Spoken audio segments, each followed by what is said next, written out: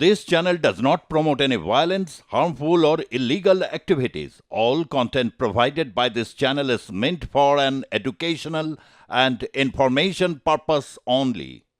ইউক্রেনকে সামরিক সাহায্য দেওয়া আপাতত বন্ধ করে দিলেন মার্কিন প্রেসিডেন্ট ডোনাল্ড ট্রাম্প এবং দুই দেশের মধ্যে যে সম্পর্ক সেই সম্পর্ক ইতিমধ্যে কিন্তু এই মুহূর্তে ঠান্ডা ঘরে চলে গিয়েছে, কারণ জেলেনস্কির সঙ্গে অর্থাৎ ইউক্রেন প্রেসিডেন্ট ভলোদিমির জেলেনস্কির সঙ্গে যৌথ যে বিবৃতি দেওয়ার কথা ছিল সেই যৌথ বিবৃতি এবং বৈঠক ভেস্তে যাওয়ার পরেই কিন্তু এই মুহূর্তে আতশ কাচের নিচে দুই দেশের মধ্যে সম্পর্ক।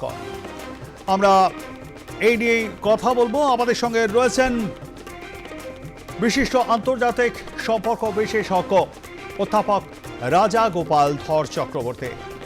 রাজাগোপাল বাবু, এটা কি ট্রাম্পের স্রেফ প্রেশার ক্রিয়েট করা জেলেনস্কির ওপর যাতে সে খনিজ চুক্তি একদিকে স্বাক্ষরিত করে, যেটা করলে আমেরিকার লাভ হবে, এবং একই সঙ্গে গোটা বিশ্বের কাছে ট্রাম্প দেখাতে পারবেন যে তিনি মধ্যস্থতা করেছেন, তাই রাশিয়ার সঙ্গে ইউক্রেনের যুদ্ধ আপাতত বন্ধ, তাদের হিরো সাজতে চাইছেন ট্রাম্প?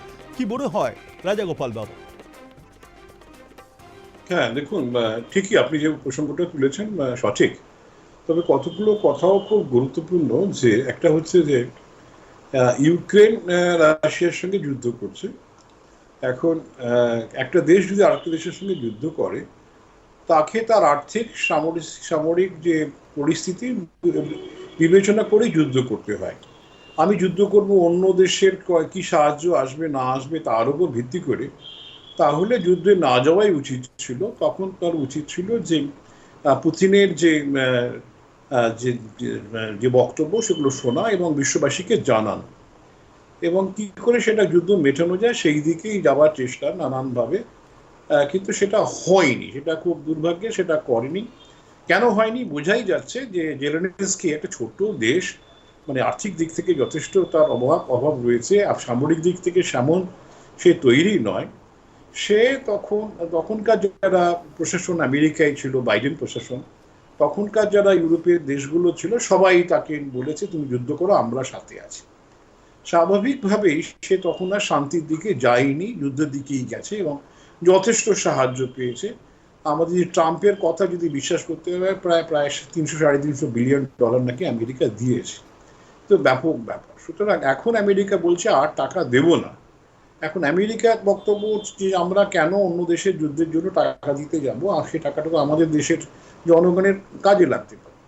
সেই দিক থেকে ট্রাম্পের বক্তব্য হয়তো কিছুটা সঠিক, কিন্তু মুশকিলটা হচ্ছে যে আমেরিকার এতকাল যে ভূমিকাটা ছিল, যারা যুদ্ধংদেহী মনোভাব নিয়ে চলতো, আমেরিকা একটা সারা পৃথিবীর বড় ভাই হিসেবে সবাইকে সুরক্ষা দিয়ে এসেছে, এবং যারা দেখা গেছে এই ধরনের যুদ্ধংদেহী মনোভাব নিয়েছে তাকে নিরস্ত করার চেষ্টা করেছে।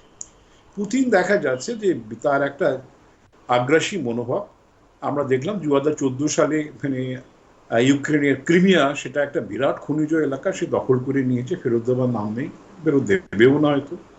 এবং এখনকার যুদ্ধের মূল লক্ষ্য ছিল খনিজ এলাকাগুলোকে কেড়ে নেওয়া এবং যে সমস্ত অ্যাটমিক পাওয়ার স্টেশনগুলো আছে সেগুলো দখল নেওয়া, এটাই হচ্ছে তার মূল লক্ষ্য ছিল।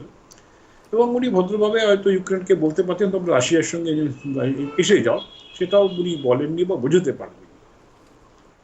তো যাই হোক না কেন, এখন যে ঘটনা গিয়ে দাঁড়ালো, জেলেনস্কি যখন আমেরিকায় গেলেন, তখন উনি দাপটের সঙ্গেই আমেরিকার সঙ্গে কথা বললেন। উনি আমেরিকার কাছ থেকে যেটা প্রথমের দিকে ওনার যে ভূমিকাটা আমরা দেখলাম, সেটা হচ্ছে যে আমার কি করণীয়, আর সে তো আমার দেশ আক্রমণ করছে, আমি কি করতে পারি।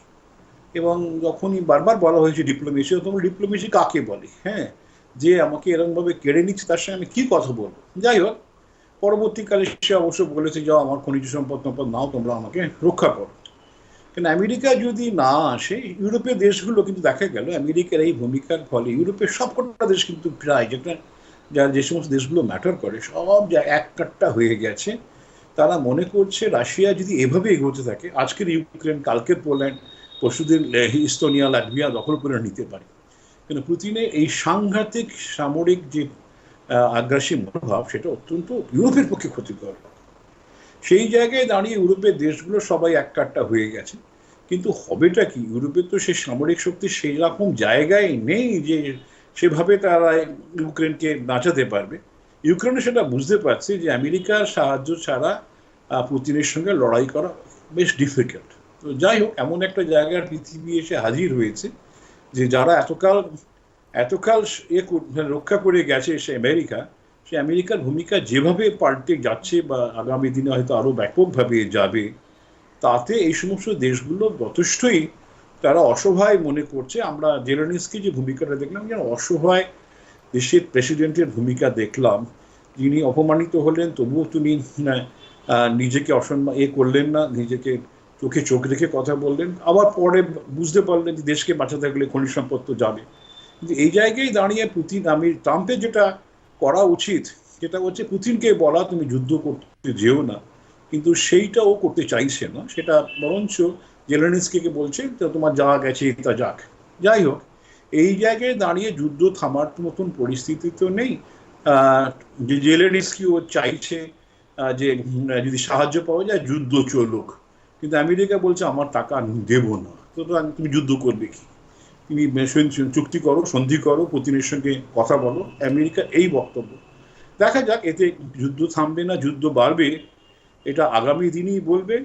তবে হ্যাঁ, আমি যেটা গোড়ায় শুরু করেছিলাম সেটাই বলবো যে জেলেনস্কির উচিত ছিল নিজের ক্ষমতা অনুযায়ী যুদ্ধে এদিকে এগোয়, অপরের কথায় পরিচালিত হয়ে যে বিপদে উনি পড়েছেন, দেশে অনেক কিছুই চলে গেছে, আরও না হারিয়ে বসেন। এখন আমেরিকার সাহায্য না থাকলে ওনাকে অনেক কিছুই হারাতে হবে। পরের ভরসায় নিজের দেশকে চালানো যায় না, সেটা কিন্তু হাড়ে হাড়ে জেলেনস্কি বুঝতে পারছেন। অন্য দেশও যারা ভাবছে অপরের দেশের ভরসায় আমি এগোবো, তাদেরও কিন্তু একটা বার্তা এসে হাজির হচ্ছে। হ্যাঁ, একদমই তাই। অসংখ্য ধন্যবাদ আমাদের সঙ্গে থাকবার জন্য।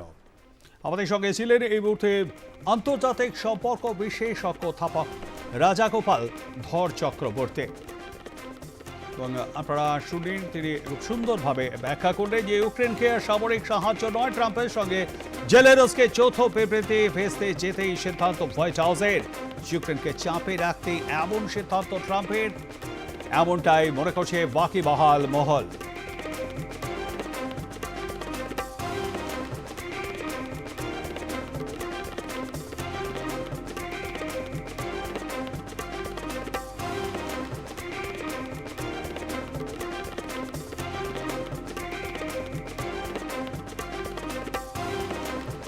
আপনাদেরকে আরো একবার জানিয়ে রাখি, ইউক্রেনকে আর সামরিক সাহায্য নয়, ট্রাম্পের সঙ্গে জেলেনস্কি যৌথ বিবৃতি ভেস্তে যেতে সিদ্ধান্ত হোয়াইট হাউসের। ইউক্রেনকে চাপে রাখতে এমনটা সিদ্ধান্ত মার্কিন প্রেসিডেন্ট ডোনাল্ড ট্রাম্পের, এমনটাই মনে করছে ওয়াকিবহাল মহল।